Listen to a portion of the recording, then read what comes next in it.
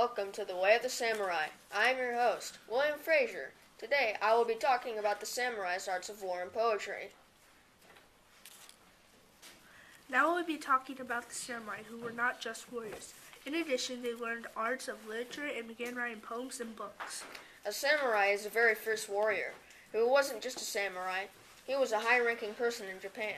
Additional high-ranking people were shogun lords, government officials, and the emperor. The samurai was committed to honor and to serve the shogun. The shogun was like an emperor, but would only command the samurai. Yes, the samurais are very fierce and they took their honor very seriously.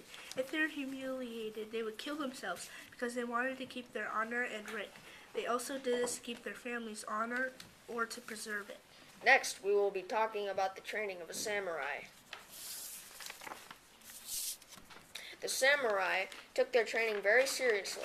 Boys as young as 3 years old were trained for fencing. Boys ages 5 to 7 would know how to protect themselves from robbers or family enemies. These boys were sent to an uncle's house or the home of a fencing teacher to learn the art of fencing and the art of war. Now we will be talking about the weapons of the samurai.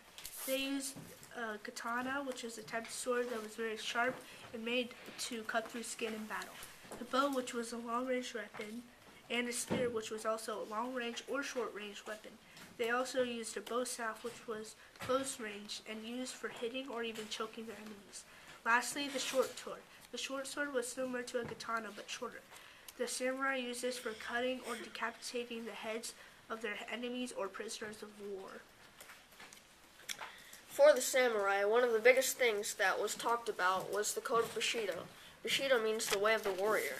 The Code of Bushido was about being honest, loyal, and doing anything for their lord or shogun.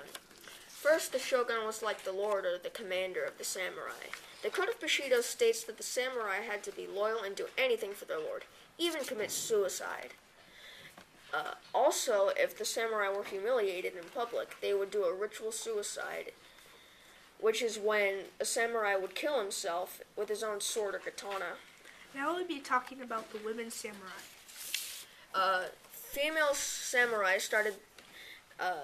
women started becoming samurai in the 12th century. Female samurai were treated the same way a man samurai was. In addition, the female samurai also had high status, just like their male counterpart. Female samurai also wrote poetry and made books.